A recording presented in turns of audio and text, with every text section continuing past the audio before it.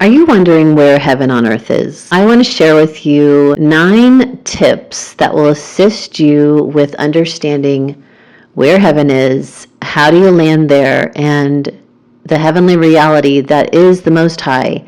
How can you actually experience that in your life right now? I'm Elasa Tina Marie, and I'm here to share with you 9 tips. These tips help me navigate what's happening in front of me when it doesn't feel very heavenly at all. Okay, so the first one is all is self. This is a key that when I started to realize that there's nothing happening to me, that the place I'm finding myself in is for me, and that is being projected by me, and I understand that everyone in front of me is Acostic characters for me, and they are all working towards my benefit of the self-realized state of the I am, that pure consciousness, that pure awareness that exists behind your 2 eyes when you're in a quiet space, that exists when you're opening up your view to witness and listen to a higher awareness, to watch your own thoughts, is when you step into that greater presence. When I started to see that when I could stretch open and widen my gaze to allow the presence of God, to allow the presence of the I am that I be for eternity, to be that which I was looking from, that I was embodying, I then began to live a life knowing that all the things in front of me were for me, and that if I just take a moment and pause, I can find where the reality, where the higher heavenly existence is, if I can allow it to shift. Let me give you an example. When you have memorized a certain emotional event where you misunderstood what was going on, and you then project that moment again because it will repeat itself, because you are literally more centered on the external and basing your reality on what has happened in the past, that you keep expecting it to come into your future, into your now. And so when you are experiencing these moments that still need to be understood and realized, self-realized, you will have them happen and feel like the world is against you, when really it is memorized material that you're coming back up to process and to become I am that I am, to come into the greater understanding that this is for you. It's for you to step back into a full embodied state of presence, of self-worth, of self-love, and possibly you will have a different response to this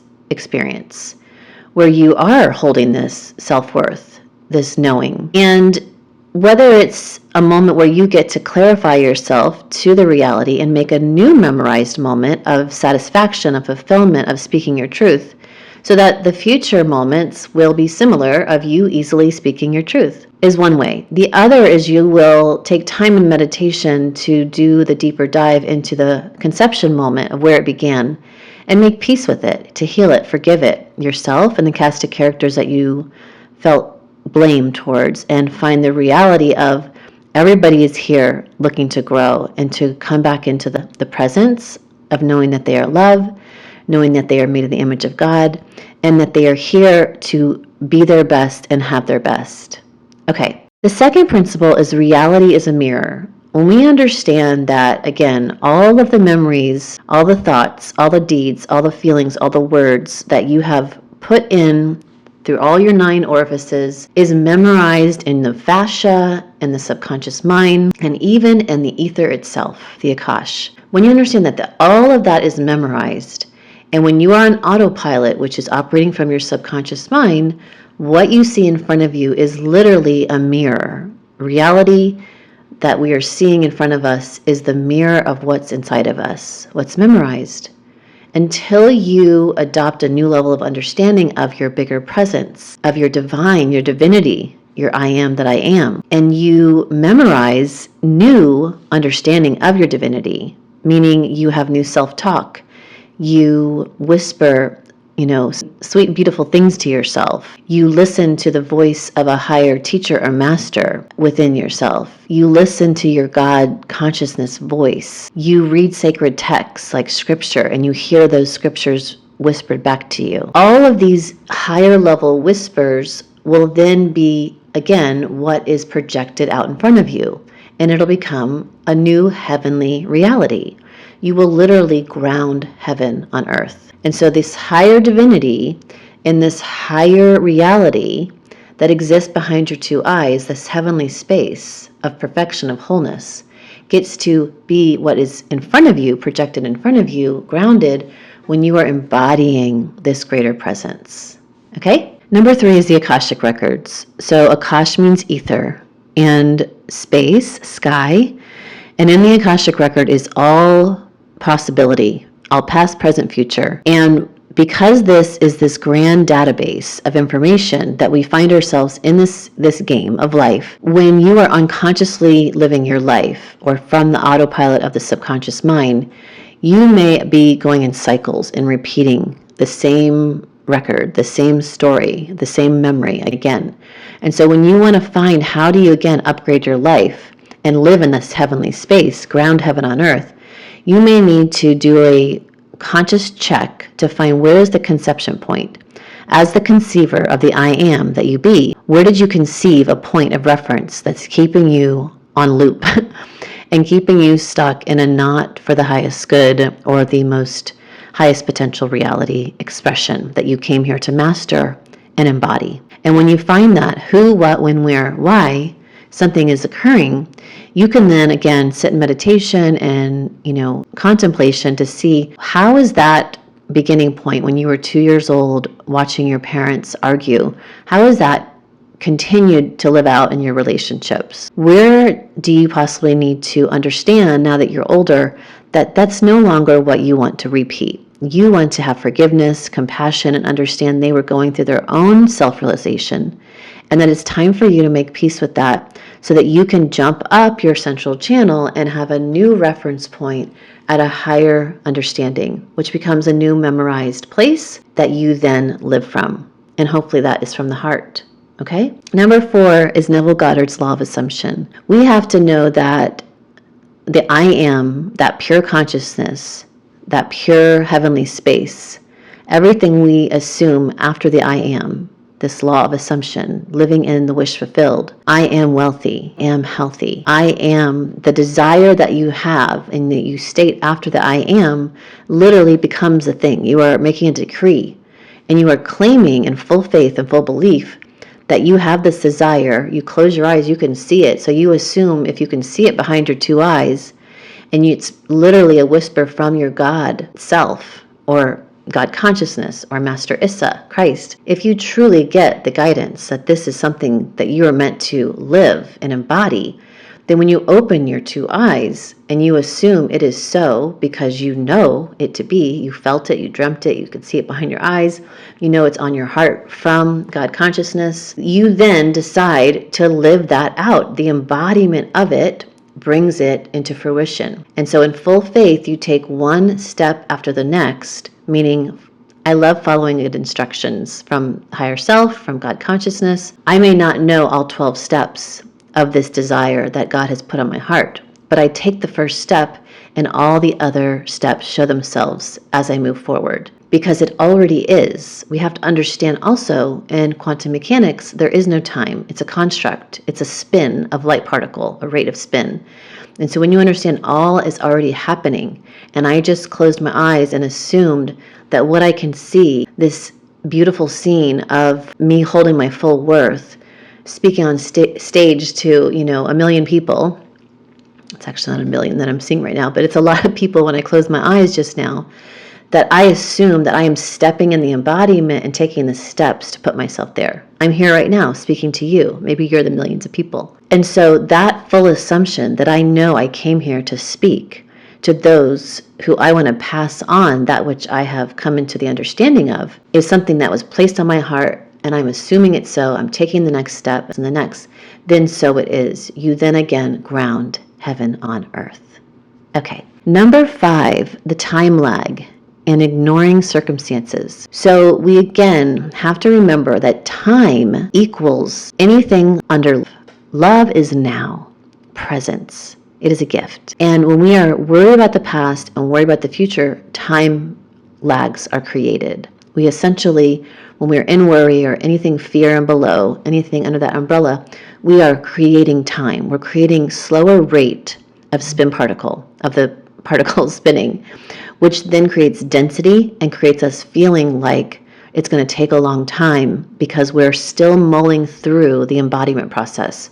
We're still getting the confidence, the trust, the knowing, the belief, the faith that we are love. And as I am love here right now, and I am an embodied state of the wish fulfilled, that I am embodied with this so-called speaking on stage is happening right now, right? I just jumped right now. I went from closing my eyes, seeing me talking to a lot of people, then me realizing, wait, it's happening right now. I'm speaking to you on YouTube, which is a lot of people. So we start to quantum jump into the now, into the presence, when we are embodying this heavenly space, this I am that I am presence. And when we don't, then we think, oh, it's going to take a long time, a lot of people.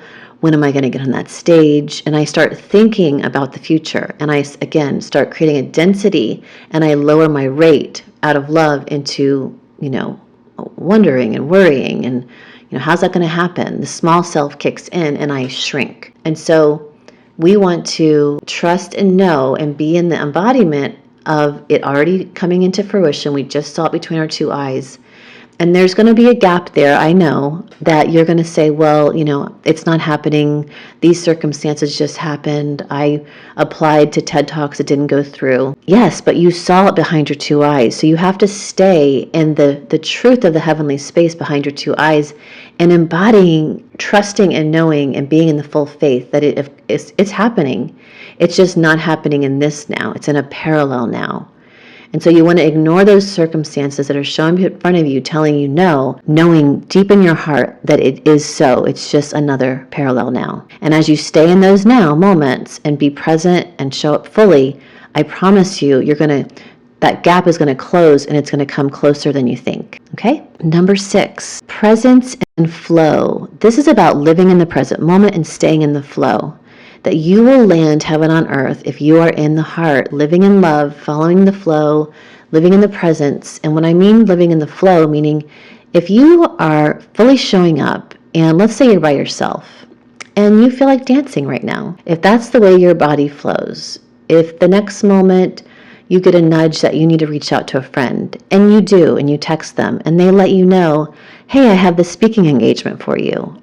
Would you like to, take my place? I can't show up, and I told them I'd find another coach. And you literally were just following nudges, following the flow, following your heart, right? Joseph Campbell, following your bliss. You will land heaven on earth. You will land in the presence. You will land in the wish fulfilled quicker, okay? Whereas if you didn't follow that nudge, you would have missed out on the opportunity, right? It would have come, but by staying in the flow and staying in the present moment, you're going to get there quicker. Okay, so number 7 is romanticizing the divine. The divine, romanticizing the divine. God romanticizing Goddess. When you realize that we are all made in the image of God, and that when we are holding this I am presence, when we know and trust in full faith that I am love, and so are all others, all eternal souls coming here to live out their purpose, their mission, their dharma, to be in service, to, come into higher levels of embodiment, to show up and do the things that they truly set up for this life to occur. We have such an awe, and we become so just in such a deep reverence and love for all others. And when you understand that all others are this divine presence, you know that they are the same divinity that you are. And you really hold that in your heart, and you meet every single being, looking in their eyes, looking in their soul, and giving them space to speak, and giving them space to fully be themselves.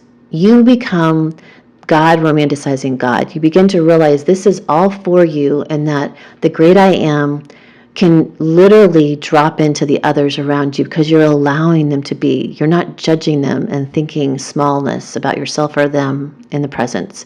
You are truly knowing that every moment you meet somebody, it's a divine appointment, and you allow this beautiful romance to occur. The most magic will open up in your life. Okay, so number 8, your higher self desires. So you have to remember that there's a divine blueprint that God put on your heart. There's gifts and talents you are gifted with. There's purpose and mission and passion. And those are your blueprint. They're literally sitting in your heart waiting for you to fully embody the eternal soul that you are.